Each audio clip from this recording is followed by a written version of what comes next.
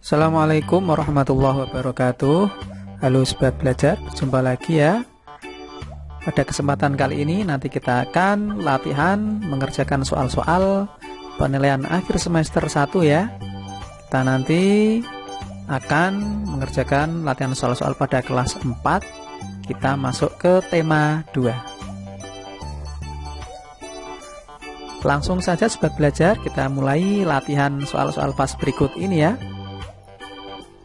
Yang nomor pertama, menghemat energi bagi warga negara Indonesia merupakan A. beban, B. kewajiban, C. hak, D. tugas.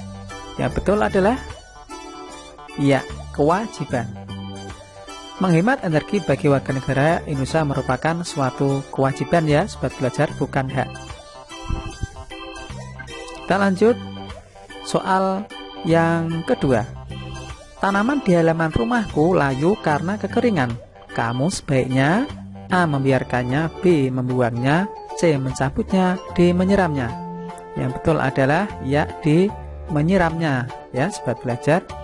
Jika tanaman di halaman layu, sebaiknya kita menyiramnya agar tanaman tidak mati. Ini juga merupakan suatu kewajiban kita terhadap tanaman ya sobat belajar. Lanjut soal ke nomor 3. Bersikap bijak terhadap makanan merupakan titik-titik kita. Ya, ini juga merupakan suatu kewajiban kita ya sobat belajar. Bersikap bijak terhadap makanan merupakan kewajiban kita karena proses pembuatan makanan membutuhkan waktu dan energi yang cukup besar.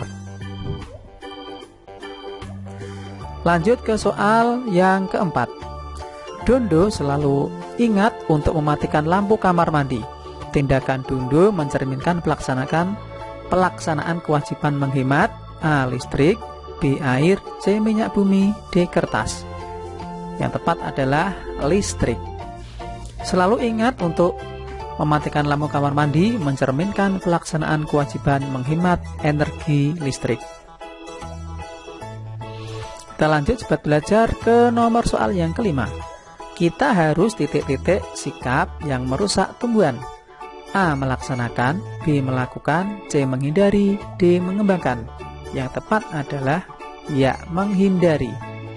Ya, cukup jelas ya sobat belajar, kita harus menghindari sikap yang merusak tumbuhan. Kita lanjut ke nomor soal yang keenam. Ini muatan pelajarannya adalah bahasa Indonesia ya sobat belajar. Perhatikan petunjuk penggunaan berikut ini. Yang pertama, tekan nomor akan dituju. Yang kedua, dekatkan gagang telepon di telinga. Yang ketiga, letakkan gagang telepon ke tempat semula dengan baik. Yang keempat, angkat gagang telepon. Soalnya urutan teks petunjuk yang tepat untuk menggunakan telepon adalah yang mana sobat belajar? Jika diurutkan, ya, yang benar adalah yang C ya, 4, 1, 2, 3. Ya, angkat gagang telepon dulu, kemudian tekan nomornya, kemudian dekatkan gagang telepon. Sudah selesai menelpon, letakkan lagi gagang teleponnya. Tadi 4, 1, 2, 3. Lanjut soal ke nomor 7. Salah satu langkah percobaan untuk mengetahui bahwa jeruk nipis dapat menjadi sumber listrik adalah dengan menancapkan logam pada jeruk nipis. Gambar yang tepat untuk langkah kerja di atas adalah apakah yang A, apakah yang B, kemudian apakah yang C, apakah yang D? Yang mana sobat belajar yang tepat? Yang tepat adalah yang gambar C ya sobat belajar.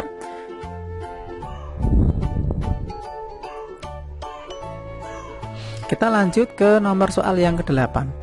Setiap kalimat dalam paragraf mendukung gagasan pokok paragraf sehingga membentuk sebuah paragraf yang utuh. Hal tersebut merupakan penjelasan dari syarat A. kepaduan, B. kesatuan, C. keutuhan, D. persamaan.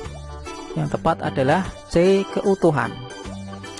Jadi suatu paragraf dianggap memiliki syarat keutuhan jika setiap kalimat dalam paragraf mendukung gagasan pokok paragraf sehingga membentuk sebuah paragraf yang utuh. Kita lanjut ke nomor soal yang ke-9. Alat penyampai pesan yang paling menarik dalam poster adalah A. Kalimat, B. Topik, C. Gambar, D. Tujuan. Yang tepat adalah betul, gambar. Gambar merupakan alat penyampai pesan yang paling menarik dalam poster. Kita lanjut ke nomor soal yang ke-10. Selain berbentuk teks petunjuk, cara kerja dalam kegiatan percobaan juga bisa disajikan dalam bentuk A. Gambar, B. Panduan, C. Kolom, D. Percobaan. Yang paling tepat adalah bisa dalam bentuk gambar. Ya, jadi cara kerja dalam kegiatan percobaan bisa disajikan dalam bentuk gambar ya, sobat belajar, tidak selalu dengan teks. Lanjut kita ke soal nomor 11. Ini adalah muatan pelajaran IPA. Saat kita menjauhkan kertas spiral dari nyala api lilin, yang terjadi pada kertas spiral adalah A. Kertas spiral berputar cepat, B. Kertas spiral berputar lambat, C. Kertas spiral tidak berputar, D. Kertas spiral terbakar. Yang tepat adalah kertas spiral tidak berputar. Kita lihat pembahasannya. Kertas spiral yang dijauhkan dari nyala api lilin tidak akan berputar karena tidak adanya energi panas yang mampu menggerakkan kertas spiral. Kemudian soal yang ke-12. Energi alternatif yang dihasilkan dari pengolahan biji-biji tumbuhan yang mengandung minyak disebut biodiesel, B. biotanol, C. biosurya, D. biogas. Yang paling betul adalah biodiesel, A ya, sobat belajar. Biodiesel merupakan bahan bakar energi alternatif yang diolah dari biji-bijian tumbuhan. Kemudian kita lanjut ke nomor 13. Mencolokkan banyak steker pada stop kontak dapat menyebabkan A. tersetrum, B. lebih praktis, C. tersengat, D. korsleting. Yang tepat adalah korsleting ya, sobat belajar. Nah, pembahasannya bisa dilihat sendiri. Kemudian kita lanjut ke nomor soal ke-14. Salah satu keuntungan menggunakan energi alternatif adalah A. sulit didapat, B. hemat biaya, C. lingkungan tercemar, D. membutuhkan biaya tinggi. Yang tepat adalah kita hemat biaya. Energi alternatif dapat menghemat biaya karena sumber energi alternatif dapat berasal dari matahari, angin, air yang tidak membutuhkan banyak biaya untuk mendapatkannya. Kemudian soal yang ke-15. Geotermal adalah nama lain dari energi A. panas bumi, B. air, C. angin, D. diesel. Yang tepat adalah ya, panas bumi ya, sobat belajar. Lanjut soal ke-16. Nama lain dari singkong adalah A. talas, B. ubi ungu, C. ubi kayu, D. ketela pohon. Betul adalah ya, ketela pohon ya, sobat belajar.